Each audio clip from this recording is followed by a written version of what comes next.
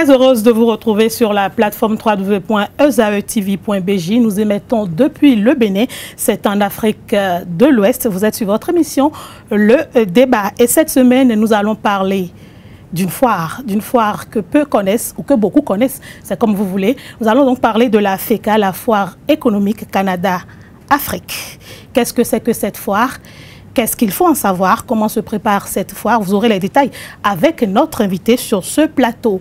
Et il a l'habitude de le dire, quand vous découvrez vos capacités, vous vous vendez mieux. Et c'est ce que son agence, l'agence YB, a compris et s'évertue à faire depuis quelques années en promouvant la destination Afrique. Monsieur Ish Yaba, bonjour à vous. Bonjour madame. J'ai mal fait la prononciation, hein? André Ish Yaba, c'est ça, hein? C'est Ish André Yaba. Ish André Yaba, vous voyez? Comment vous allez? Je vais très bien, et vous? Bien, merci. Comment vont les Canadiens?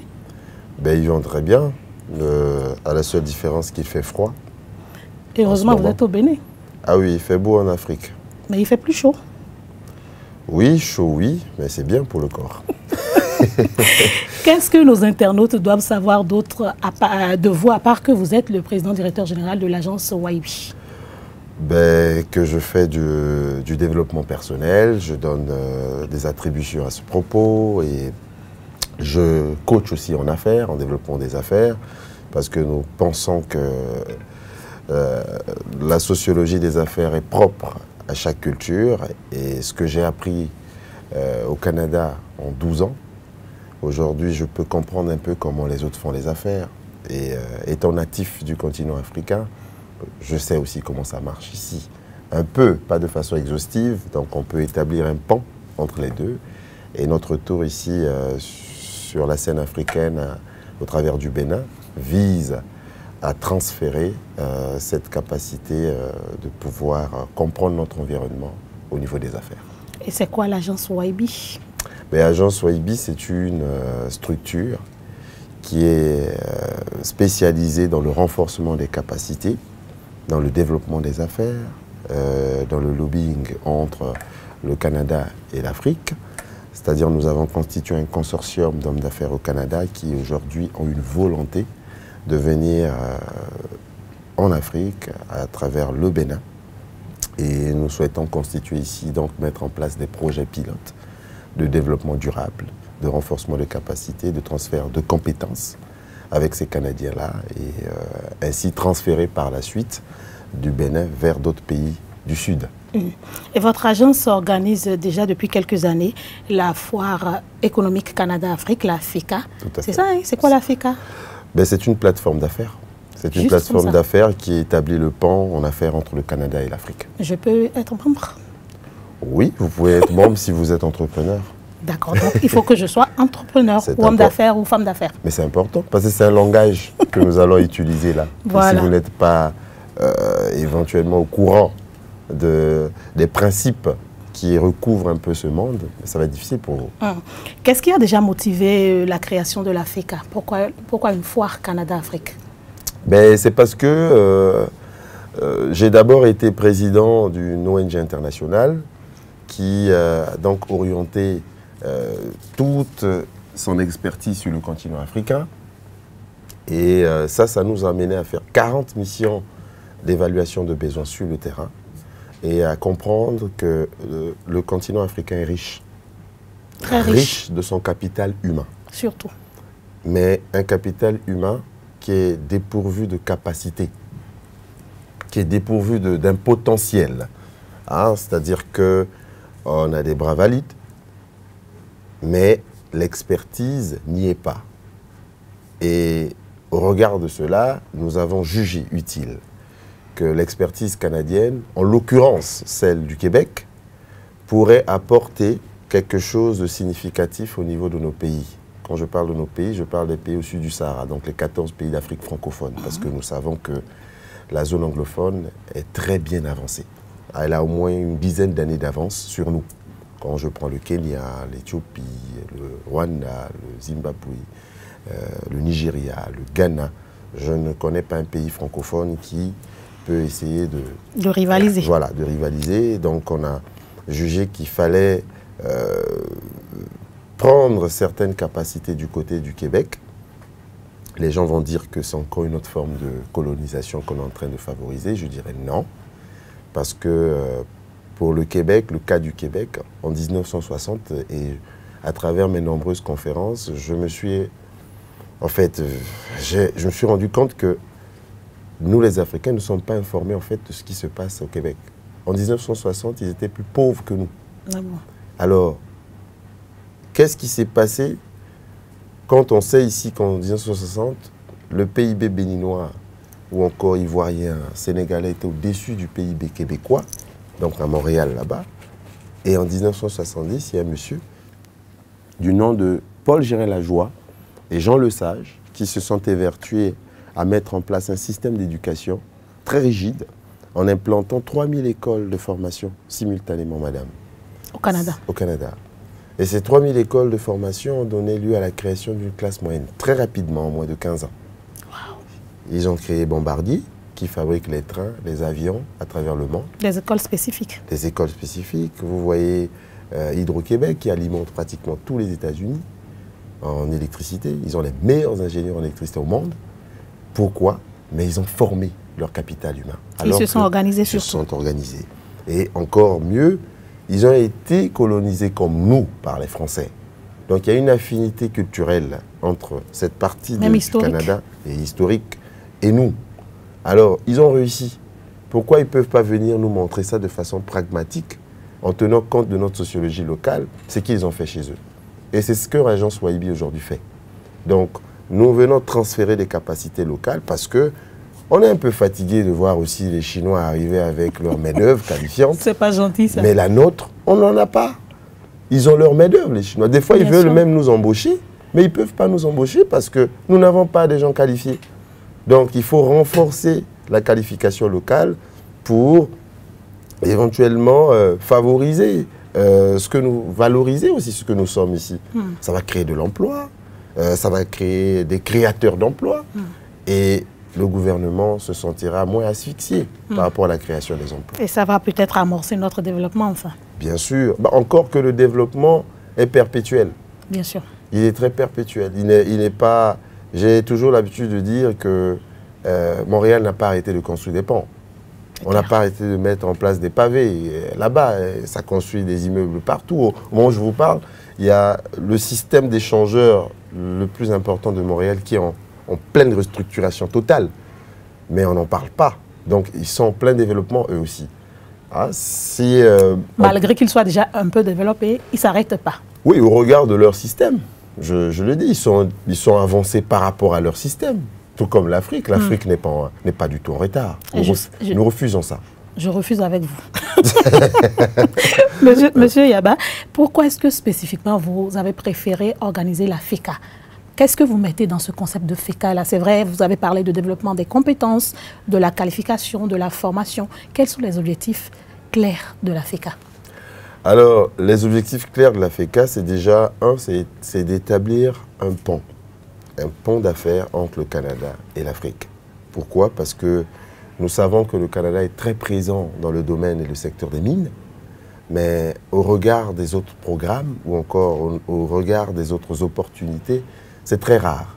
Alors, à travers la FECA, on suscite un intérêt du monde des affaires au Canada pour qu'ils puissent venir au niveau du continent africain parce que nous ne le cachons plus que l'Afrique, c'est le carrefour des affaires au monde aujourd'hui. Tout est affaire en Afrique, au regard du système que nous avons choisi.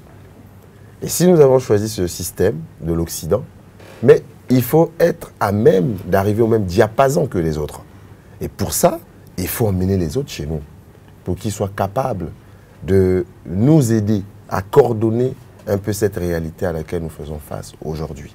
Donc, à travers la FECA, nous venons vendre les opportunités du Canada en Afrique et aussi nous favorisons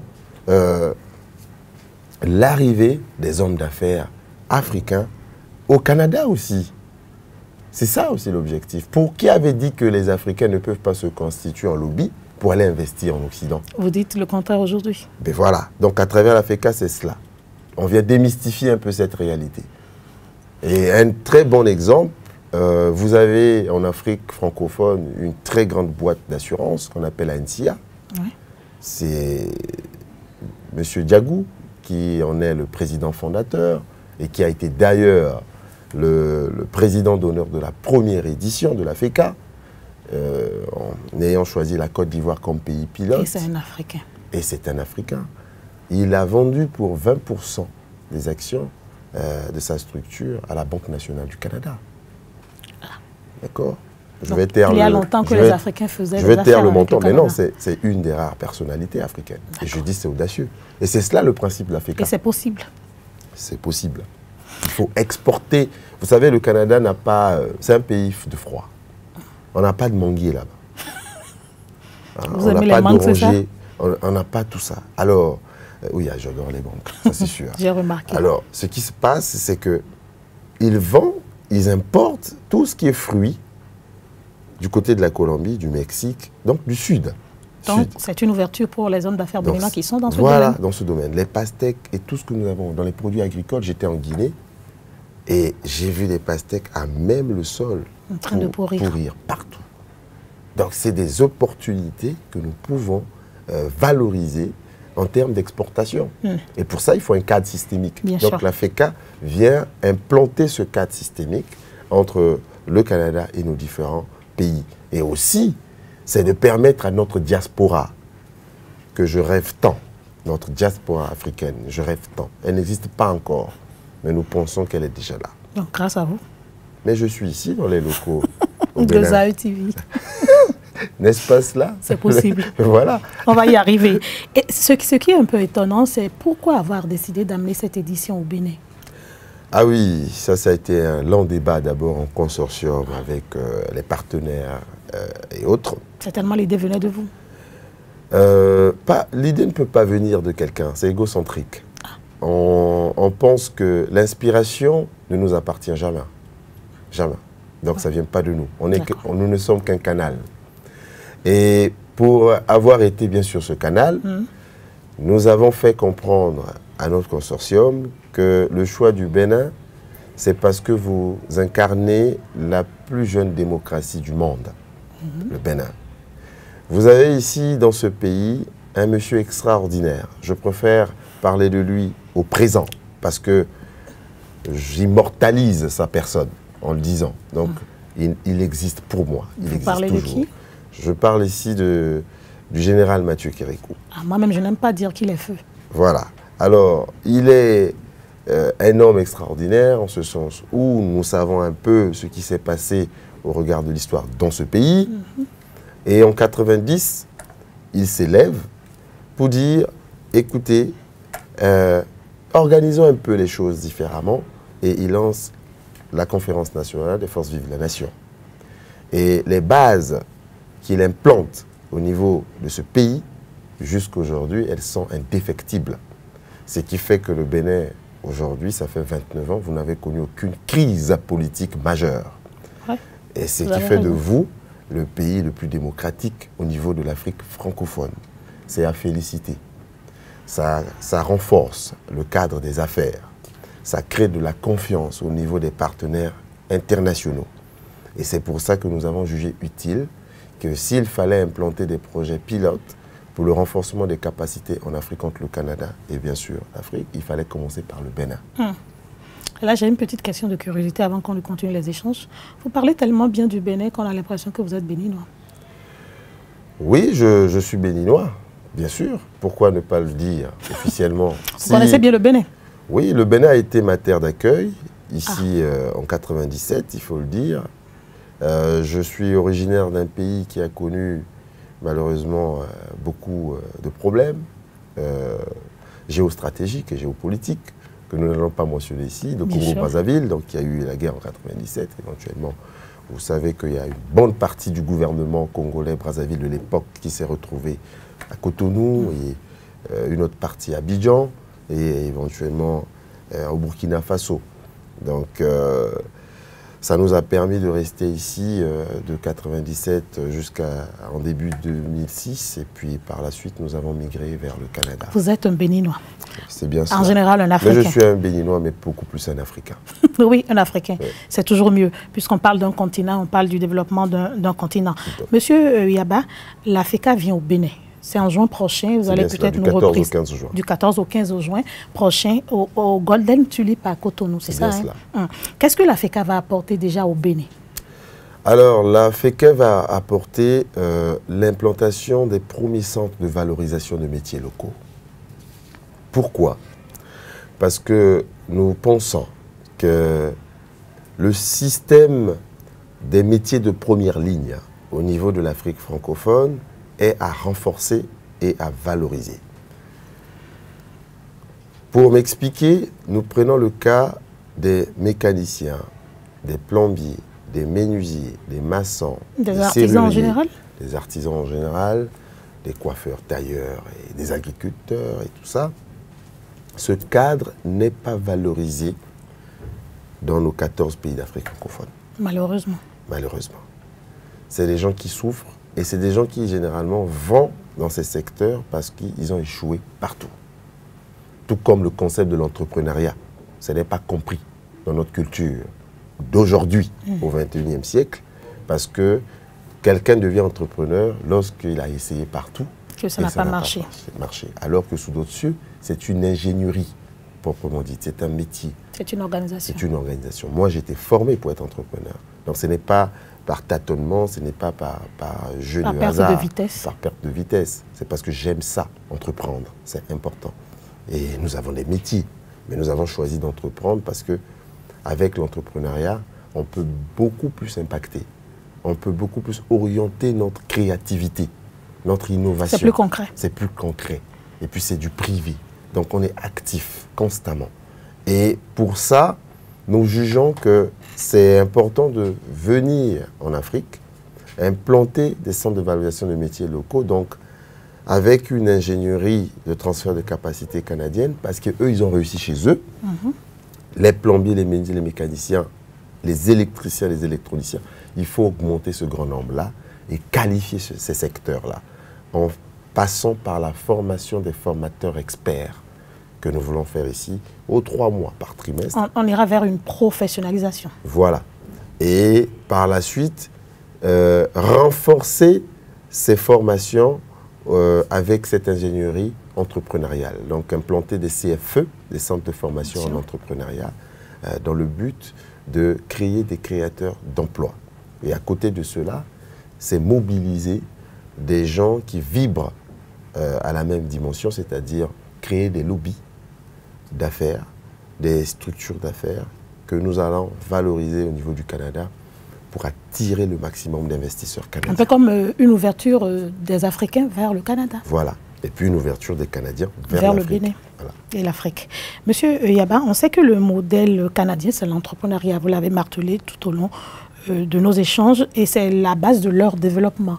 Comment est-ce que vous comptez ramener tout cela chez nous? C'est vrai qu'en Afrique, on forme à l'entrepreneuriat, mais ça ne prend pas encore. Au-delà des centres de formation que vous allez créer, comment est-ce que cela va se passer?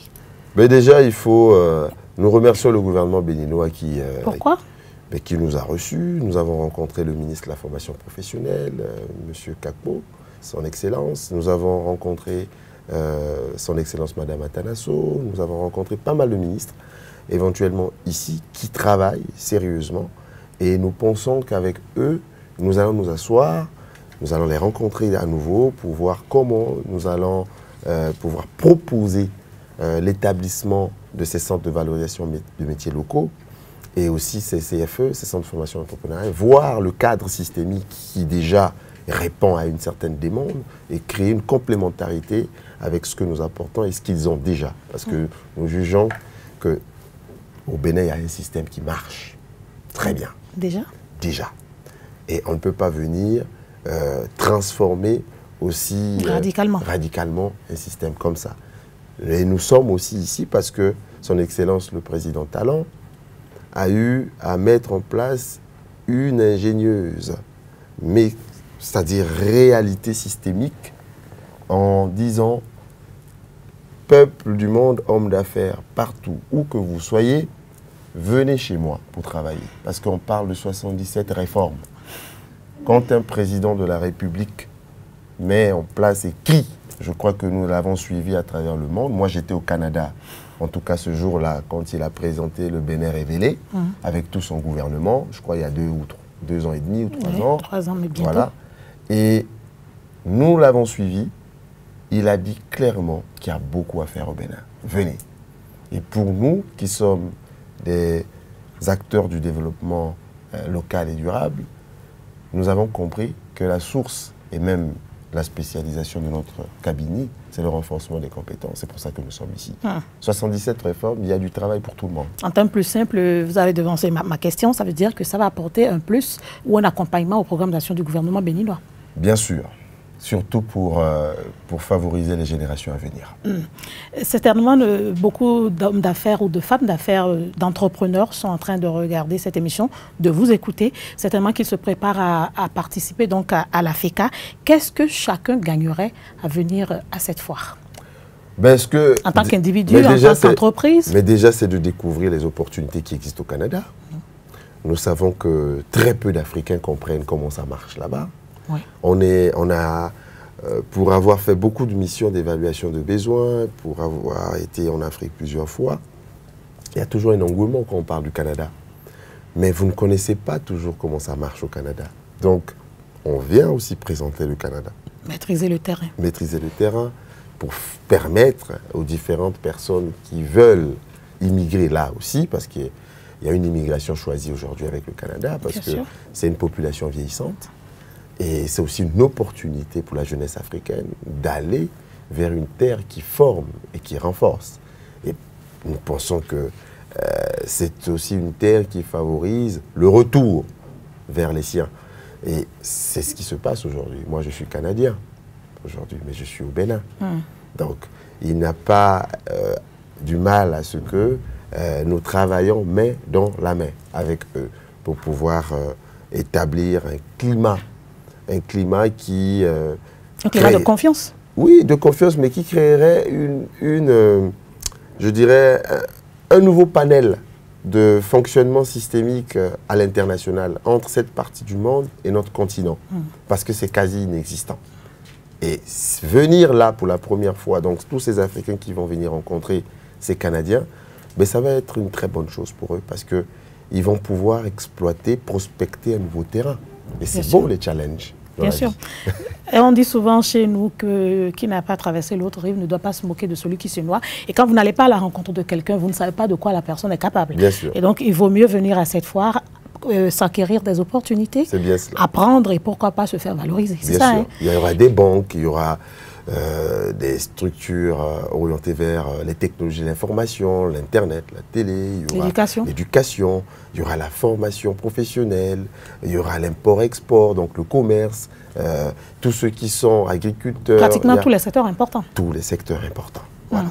Monsieur Yaba, est-ce qu'on peut avoir une idée des activités qui seront menées au cours de cette foire déjà? Ah oui, nous aurons une simulation. Parce qu'on a quand même 2 jours, hein, c'est assez court. Oui. Mais c'est suffisant mais aussi. Mais la première journée du 14 va être très concentrée. Alors, nous aurons un grand conférencier de référence, Monsieur Denis Durand, qui est une des personnalités les plus influentes du domaine de la finance au Canada. Il sera au Bénin. Il sera ici, c'est le conférencier principal, donc il va nous présenter les états généraux de l'entrepreneuriat au XXIe siècle en Afrique. Nous aurons d'autres conférenciers surprises que nous ne voulons pas ici mentionner. Non, ne dites surtout pas tous, sinon ça n'aura plus d'intérêt. Et nous aurons aussi des personnalités VIP, comme on dit chez nous, dans le domaine du sport et autres qui seront ici. Mais nous ne les invitons pas dans le cadre du sport, nous les invitons dans le cadre de ce qu'ils incarnent en tant que fondateurs de leur fondation. En tant qu'entrepreneurs. Voilà, entrepreneurs et hommes d'affaires, parce que nous pensons qu'ils incarnent des inspirations pour la génération à venir. Donc, on aura éventuellement une simulation de formation de formateurs experts en coaching, en affaires et en développement personnel. Ce jour-là, une formation de 3 heures avec remise de certification canadienne. Et nous aurons un défilé de mode où il faudra valoriser un peu le vêtement africain avec de très belles femmes africaines, montrer à la face du monde. Avec de très beaux monsieur africains quand même. De très beaux monsieur africains. Mais vous savez, on aime beaucoup porter l'accent sur la femme. On vient tous des femmes. Bien sûr. Alors il faut les élever partout. Alors, et nous, en 3e lieu, nous aurons une soirée gala. Gala où il y aura pas mal de prestations, il y aura... Là, vous parlez de la culture. Oui, de la culture, mais il y aura aussi une surprise à laquelle nous... La valorisation des mets locaux. En fait, moi, j'adore manger. Oui, on va valoriser les mets locaux, mais on va aussi valoriser les mets du monde. Est-ce qu'il y a possibilité d'avoir des stands tout au long de la foire? Oui, c'est ça la quatrième activité de cette foire. Donc, on va favoriser le maximum de stands que nous allons présenter. Donc, on invite les entrepreneurs qui ont plus ou moins 4 ans et 5 ans et plus d'existence pour venir là, parce que la thématique de cette foire ne vient pas élaborer les problématiques que nous avons. C'est ça la particularité de notre foire. Nous, on vient célébrer les opportunités d'affaires. Et on vient célébrer le pont qu'on établit entre le Canada et l'Afrique. On ne vient pas évoquer les problèmes que nous avons. Tout va bien en Afrique. Très bien même. Mais il faudrait simplement organiser et coordonner ce qui nous dérange. Il y a des choses qui nous dérangent localement ici. Alors, il faut coordonner et organiser ça. Et pour cela, il ne faut pas dénoncer la problématique qui s'y trouve. Mais il faut venir aux solutions. En termes plus simples, on ne fera plus comme on faisait avant, où on se mettait tout le temps à nu. Au contraire, on va se valoriser. Voilà. Donc, nous ne venons pas avec des Canadiens pour dire aux Africains, on a faim, donnez-nous à manger. C'est pas ça. Nous avons à manger. On vient dire aux Canadiens, la terre que vous voyez là, elle est propice pour vous. Vous voulez augmenter vos profits, elle est là. C'est ce qu'on veut faire, nous. Voilà. Et l'Africain oublie souvent de se valoriser. On a tout le temps passé notre temps à se dévaloriser. Vous faites bien d'insister parce que la positivité n'est pas trop africaine. Je ne sais pas pourquoi. C'est un peu culturel. Bon, on va changer les choses. Nous allons la muter. D'accord. Donc, si je suis homme d'affaires, si je suis entrepreneur, que j'ai une entreprise qui a 4 ou 5 ans, si j'ai envie d'être à la fois, et plus, et voilà. Si j'ai envie d'être à la fois, plus parce qu'il faut profiter de l'expérience de ceux qui sont déjà là. Qu'est-ce que je fais? J'ai des critères à remplir. Qu'est-ce que je dois faire? Oui, dans quelques semaines, donc dans moins d'un mois, nous mettrons à disposition le site officiel de l'AFECA, qui est en pleine finalisation en ce moment. Et nous allons communiquer via plusieurs spots télévisés au travers sur le continent. Sur le continent, et aussi nous allons aller à la rencontre de TV5, France 24, RFI. Donc là, comme ça, les diasporas de l'autre côté seront informés de ce que nous allons faire ici. Et les organes de presse locaux également seront mis à contribution. Bien sûr, parce qu'il faut valoriser localement. Monsieur Ishi-Yaba, j'ai compris que vous n'aimez pas trop votre prénom André, comme moi d'ailleurs. Bon, je préfère qu'on m'appelle Sénan. Comme ça, on se valorise. Oui, Ish, c'est africain. Voilà. Donc, quels sont les pays qui vont participer? Est-ce que c'est les 14 pays francophones d'Afrique ou tout pays africain peut venir? Tout pays africain peut venir. Mais pour le moment, on a des pays de référence qui se sont manifestés. Oui, c'était ces pays-là, on va voir. On a le Sénégal, la Côte d'Ivoire, on a le Bénin, on a le Togo, on a la Guinée. Et il y a aussi le Niger qui manifeste un intérêt. Nous allons aller à leur rencontre. Et on invite tous les autres pays à venir, puisque la cible, ce sont les 14 pays d'Afrique francophone. 14 pays d'Afrique francophone qui doivent nécessairement se lever à un niveau plus supérieur pour que ce continent puisse se réveiller. Monsieur Ishi-Yaba, est-ce qu'il y a des invités de marque? C'est vrai, vous avez parlé du conférencier principal. C'est vrai, vous n'avez pas voulu tout dire, mais est-ce qu'il y a d'autres personnalités, je ne sais pas, des chefs d'État qui seront là? Oui, nous aurons la présence de certains chefs d'État. Et pour des raisons de sécurité et de réalité diplomatique, nous ne pouvons pas évoquer cela pour le moment. Non, je sais que je suis un peu trop curieuse des fois sur les bords, mais bon, je vais me contenter de cela. Est-ce qu'il y a d'autres hommes d'affaires Il y a des hommes d'affaires importants qui seront là. Pas seulement que du Canada, de l'Afrique? De l'Afrique, oui. Ou d'autres continents? D'autres pays, du Congo, de la RDC, du Gabon, du Sénégal, de la Côte d'Ivoire, du Mali, donc voilà. Donc ça va juste se passer entre l'Afrique et le Canada? Oui, entre l'Afrique et le Canada. Mais on peut inviter les Européens s'ils veulent. Mais nous priorisons le Canada. Ça c'est pour taquiner. Oui. C'est vrai qu'il y a d'autres informations qu'on va donner à la fin de cette émission, M. Yaba. Mais là, Zaï TV, ça fait partie d'un groupe. Oui. Un groupe donc, qui a également une université. Et là, je sais que vous parlez assez d'entrepreneuriat, assez de coaching, de développement personnel. Si je suis étudiant et que je vous suis, que je suis béninois, je sais qu'il y a cette foire qui arrive. Qu'est-ce que moi je fais en tant qu'étudiant, ou quelles sont les opportunités que votre cabinet m'offre au Canada si j'ai envie d'étudier par exemple là-bas? C'est pas trop demandé, hein? Non, nous sommes en train de parler en ce moment en catimini avec certaines structures gouvernementales ici, dans l'optique d'implanter une agence de développement Bénin-Canada. D'accord. Pour que, éventuellement, à travers cette agence, nous puissions renforcer la possibilité d'établir des collaborations de transfert d'étudiants d'ici vers le Canada via des bourses. Et nous estimons qu'à travers cela, on pourra faciliter l'intégration et aussi la venue de nos différents frères africains au niveau du Canada. Mais c'est en pourparlers en ce moment. Non, nous allons croiser les droits. Par contre, à travers, Agence Waibi, nous favorisons la venue des étudiants. Il suffit juste d'aller sur www.agenceyb.com.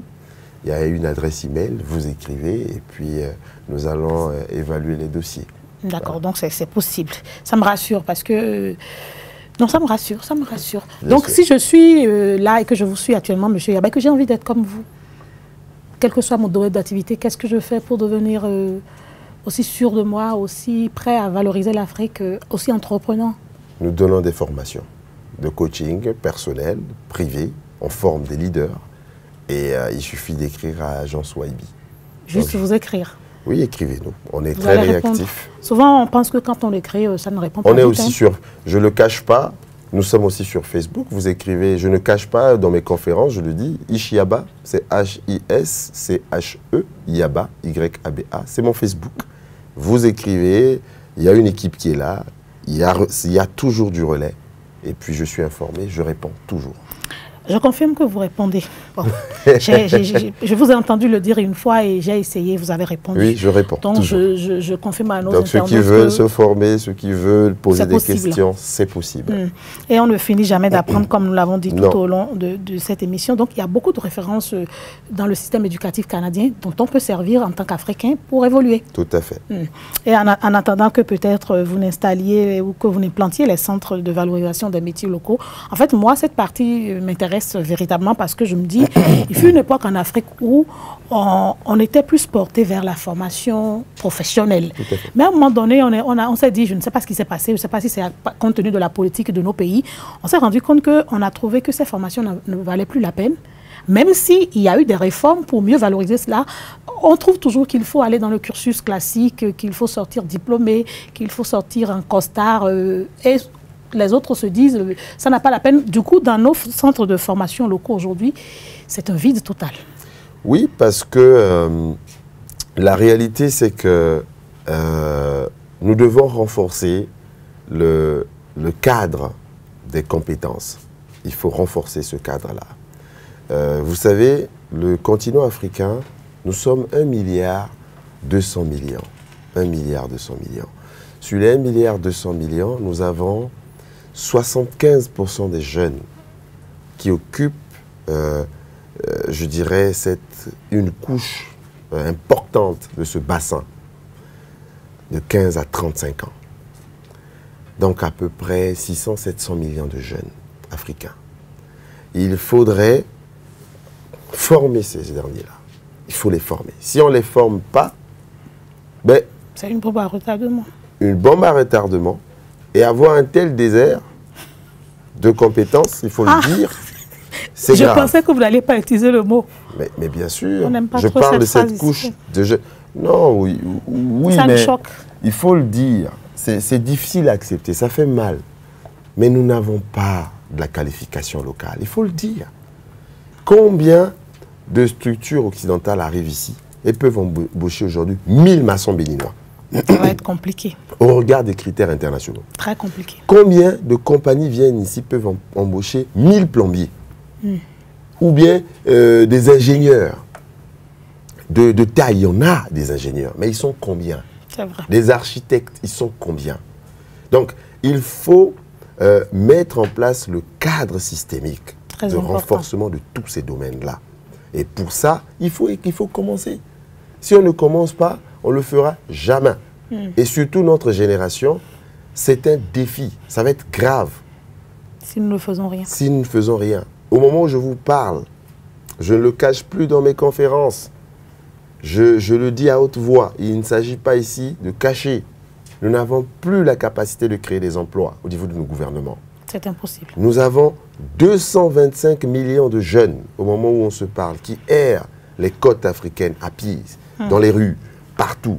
Ils n'ont ni à boire, ni à manger, ni où dormir. Mais c'est une bombe atomique. Si on ne s'occupe pas de ces jeunes, les malfrats, ça va augmenter. Les braquages, ça va augmenter. L'insécurité. Tous ces gens-là ne viennent pas nous dérober ce que nous avons ou ce que nous avons acheté avec notre labeur. Pas parce qu'ils veulent nous faire du mal, mais c'est parce qu'ils n'ont rien à manger. Et qu'ils en ont besoin. Et ils en ont besoin. Nous sommes ici dans une réalité de survie, où le lion a besoin de manger la biche pour survivre. Hein? Très clairement. C'est la loi de la nature. C'est la loi de la nature. Quelles sont les autres activités ou les autres actions de l'agence quand on va finir la foire? C'est vrai que je me précipite, mais bon, comme je ne sais pas quand je vous aurai encore sur le plateau. Que pour tous ceux qui veulent avoir des opportunités d'affaires au Canada, nous sommes la référence. Donc, tu veux faire du commerce, tu veux te former, tu veux aller étudier, tu veux aller vivre là-bas, tu veux signer des partenariats, tu veux découvrir, tu veux aller au tourisme. Nous sommes la référence. Donc, on vient informer cela avec notre consortium d'hommes d'affaires. Et vous serez toujours là pour répondre à nos préoccupations? Oui, si je ne suis pas là, il y a une équipe. Non, quand je dis vous, je parle de l'équipe. Oui, tout à fait. Parce qu'il ne faudrait pas qu'on ait l'impression que c'est vous seul. Non, c'est quand même toute une équipe. C'est pour ça que nous disons nous. Est-ce qu'il y a d'autres projets de développement que vous prévoyez au-delà des formations? Oui, nous avons un projet que... Bon, si ce n'est pas trahi un secret, vous pouvez nous dire. Hein? Nous pouvons parler de ça. Le FEDA, donc le FEDA, c'est le Festival économique des ambassadrices d'Afrique. Parce que nous pensons que les femmes, surtout les jeunes femmes de chez nous, elles doivent créer ce pont collaboratif. Pourquoi vous souriez? Vous êtes toujours heureux quand vous parlez de femmes. Je ne comprends pas. Parce que pour moi, la femme, c'est l'être le plus initié de la nature. Ah, c'est profond, hein? Oui. C'est naturellement que la femme est initiée. Oui. Parce qu'elle crée l'humanité avec ce cosmos que nous ne comprenons pas nous-mêmes, nous les hommes. Ah bon? Oui. Et comment vous avez fait pour savoir qu'elles sont initiées? Mais je suis sorti d'une femme. Ça c'est une bonne réponse. Moi.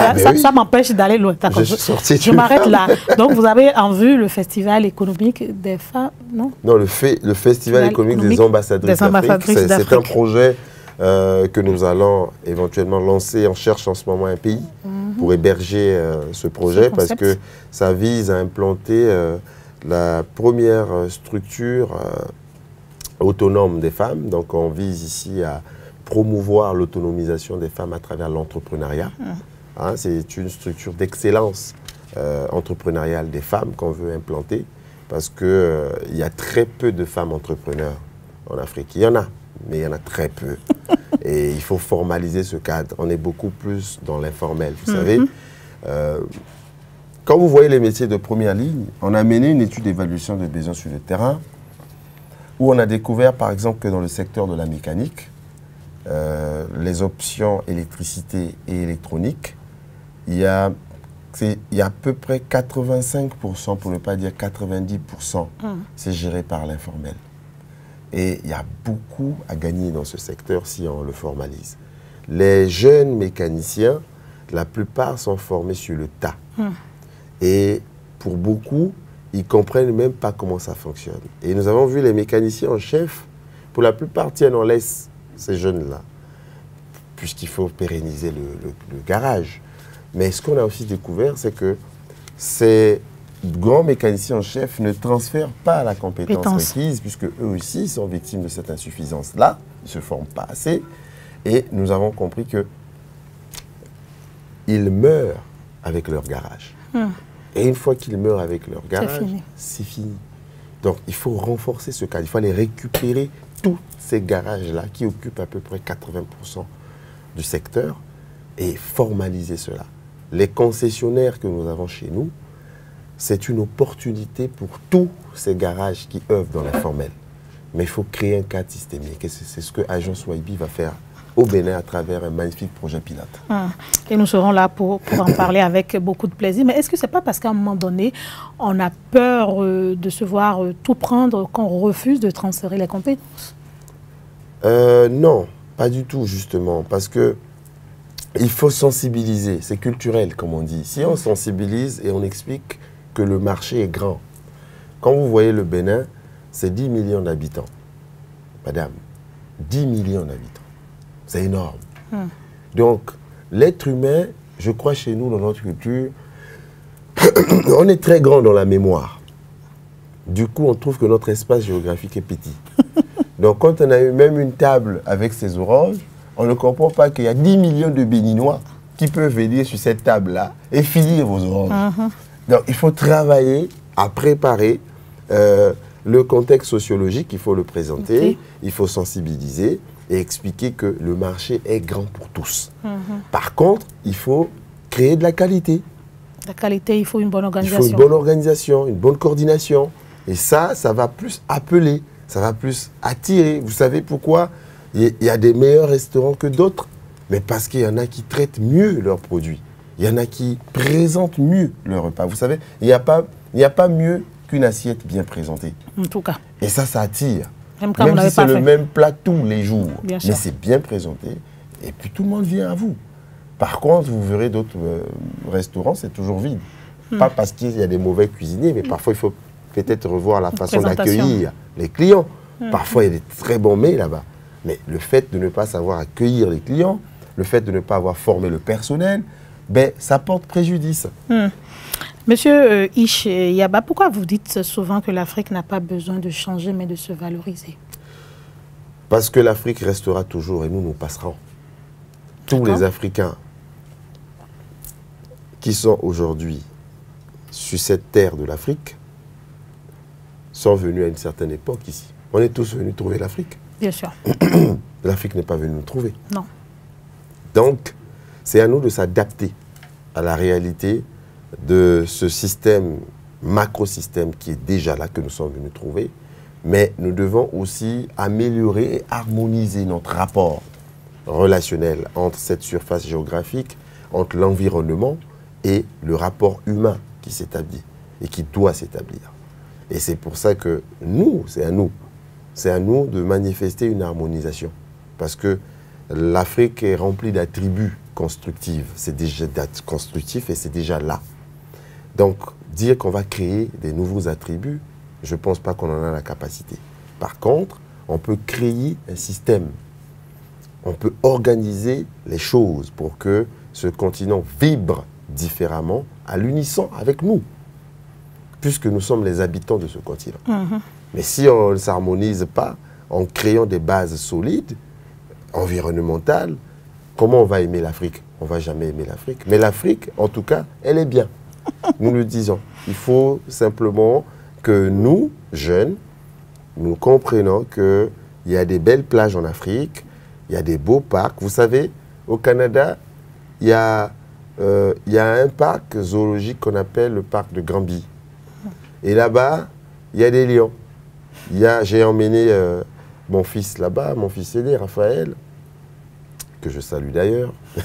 Et il était ébahi quand il a vu le lion pour la première fois, là, au Canada. Les tigres, il y a tout ça. Mais nous savons tous qu'il n'y a jamais eu de lion au Canada. Il n'y a jamais eu de lion aux États-Unis, ni en France, ni partout ailleurs en Europe. Vous comprenez ça? Mais comment ce lion-là est apparu là-bas? Est-ce que Dieu l'a créé là-bas? Je ne pense pas. Donc il y a eu un mécanisme. Il vous a posé la question? Ah oui. Et vous a dit je quoi? lui ai dit, ce lion-là vient de chez toi. On l'a pris quelque part et il a même peur. Regarde.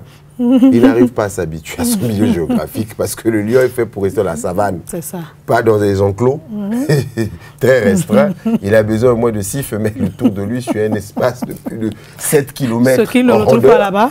Ce qui ne vit pas là-bas. Donc il est stressé et il meurt même avant l'âge parce que le cadre environnemental, c'est une prison. Donc nous disons, il faut que nous puissions valoriser chez nous.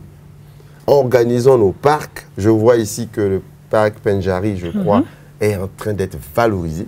Félicitations au peuple béninois qui travaillent. Vous êtes béninois, donc félicitations à vous aussi. Mais bien sûr.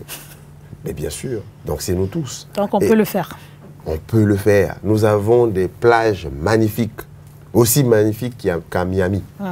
Quand je vois ici à Fidjorosset, je vois à Assini en Côte d'Ivoire, c'est beau.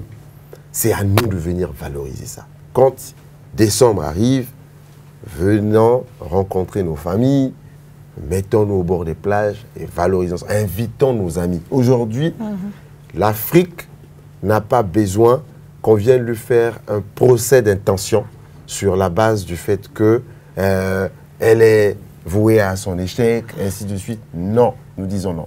Mais chaque Africain aujourd'hui est ouvert au monde. Et il a un rôle à jouer. Il y a les avions qui atterrissent ici tout le temps, Air France, ainsi. Donc l'Afrique d'aujourd'hui, et ça je le dis à notre génération actuelle, c'est une Afrique ouverte au monde. Et une Afrique ouverte au monde veut dire quoi? Qu'il faut inviter nos amis occidentaux pour qu'ensemble ils découvrent le potentiel de cette Afrique-là. Voilà ce dont nous parlons aujourd'hui. Et c'est très important de pouvoir valoriser notre continent parce que personne ne le fera pour nous. Monsieur Ishiyaba, la FECA, c'est dans quelques semaines. Bon, je me suis passé, je me dis qu'il y a plus beaucoup de temps. C'est dans quelques semaines déjà.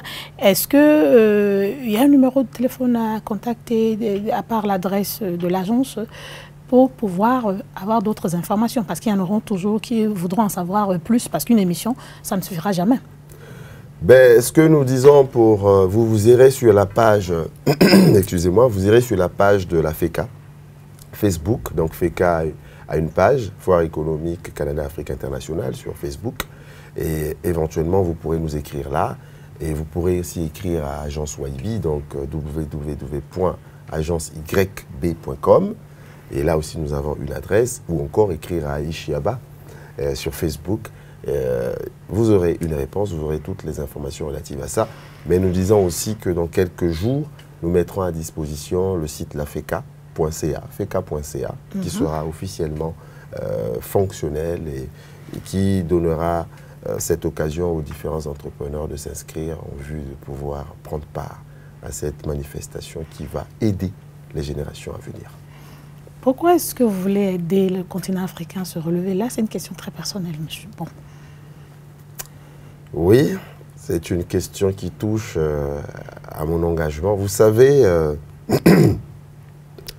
c'est sensible, mais je vais répondre parce que je suis devant la caméra. Je me suis levé un matin. Il était 4 heures du matin, ce jour-là. Je n'avais que 11 ans.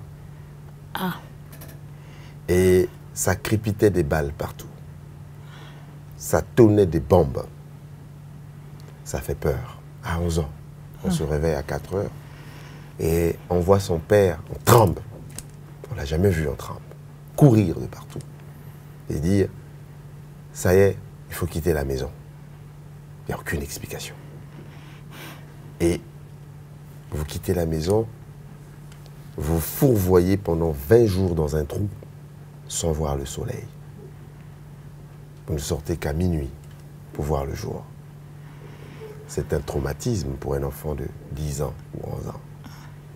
Alors je me suis juré ce jour-là, quand j'ai mis pied pour la première fois, le 2 novembre 1997, ici au Bénin, à 14h45, 8 secondes, nous étions un dimanche, je me suis juré que plus jamais un jeune Africain va vivre ça.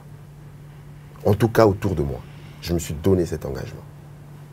Et pour ça, j'ai dit, je vais aller en quête d'abord de mon continent, comprendre les réalités profondes qui minent notre génération actuelle et voir comment nous pourrons collaborer avec ceux qui peuvent apporter de quoi à ce continent-là.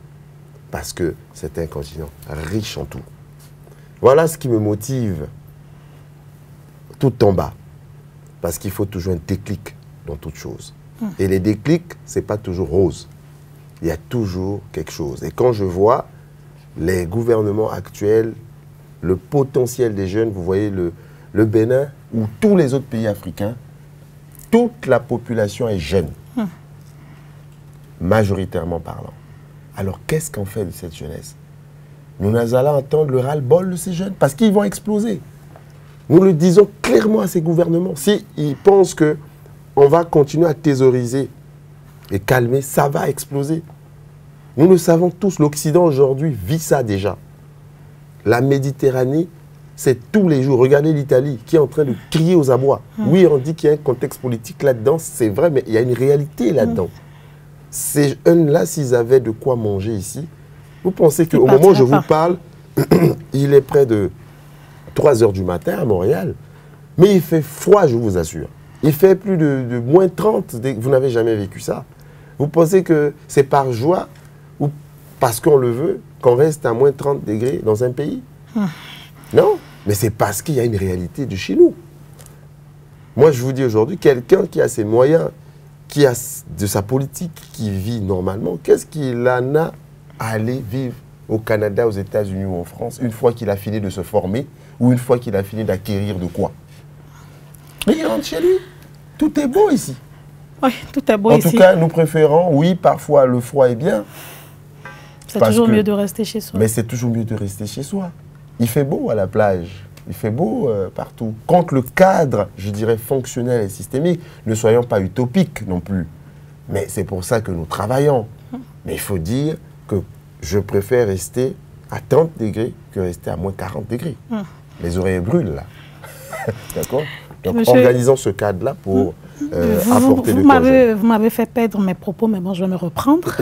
Quand je posais la question, je ne savais pas que j'aurais droit à autant d'intensité. Oui. Mais je pense que nous jeunes, on en a besoin. On en a besoin pour nous réveiller, pour nous dire que chaque jour, c'est un nouveau challenge et qu'il faudrait qu'on se surpasse. C'est vrai, l'émission est presque à la fin. Monsieur Yaba, votre message à cette jeunesse-là, qu'est-ce que je dois faire moi-même déjà avant que les gouvernants ne m'accompagnent?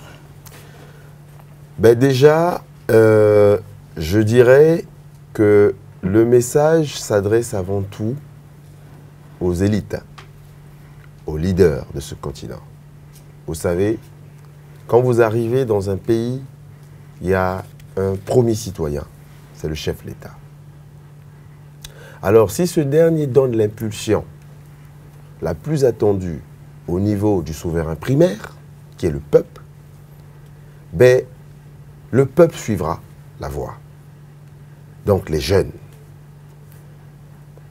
Je prends le cas du Bénin, je ne vais pas aller loin, puisque je suis au Bénin. Nous avons un président à la tête de l'État qui a eu l'ingéniosité et la magnifique présence de mettre en place un cadre systémique pour révolutionner le Bénin à travers 77 réformes. Ça veut dire que les jeunes ont du travail.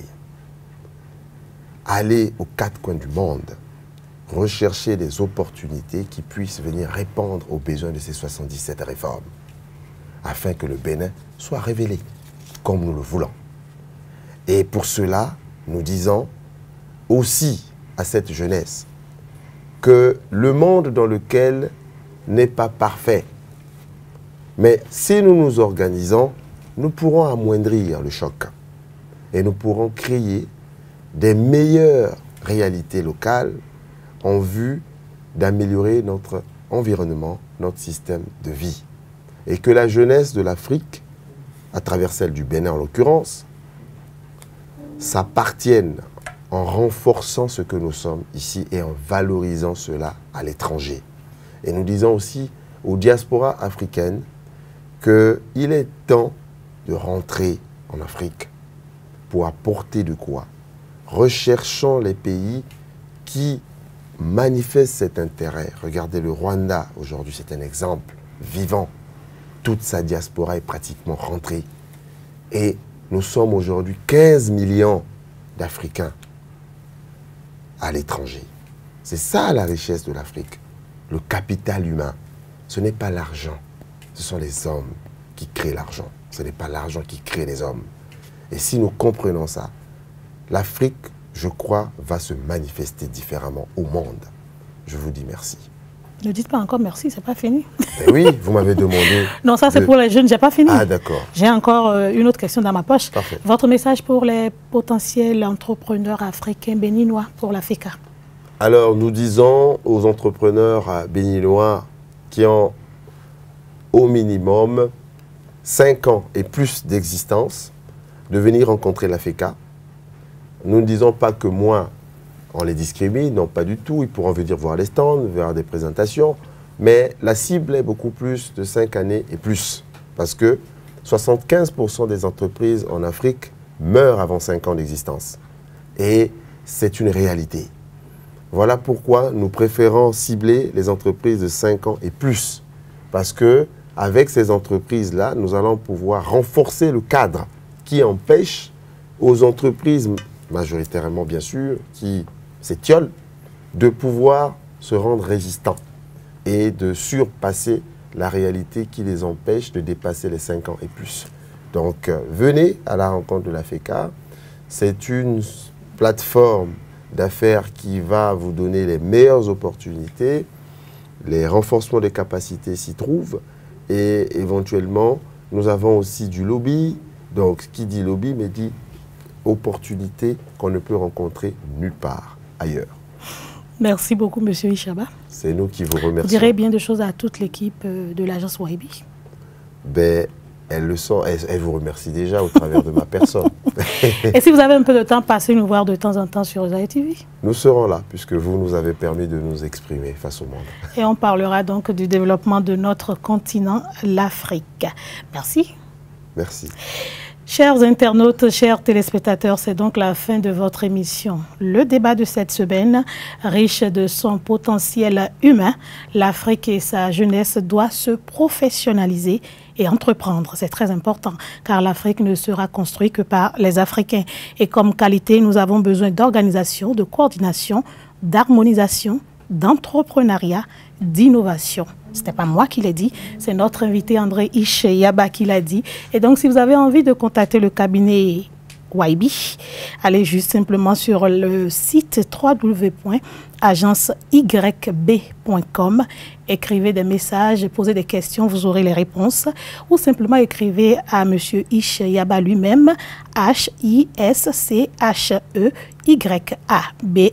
sur Facebook. Il va vous répondre, son équipe va vous répondre. Ou simplement, allez déjà sur la page de la FECA, la page Facebook surtout, de la FECA en attendant le site internet pour avoir d'autres informations sur la foire économique Canada-Afrique, une foire qui aura lieu du 14 au 15 juin prochain à Cotonou, à l'hôtel Golden Tulip. Vous êtes invité si vous êtes un jeune entrepreneur, un homme d'affaires. Si votre entreprise a 5 ans et plus, venez vivre ces riches expériences-là, venez vendre l'Afrique, venez surtout vous valoriser.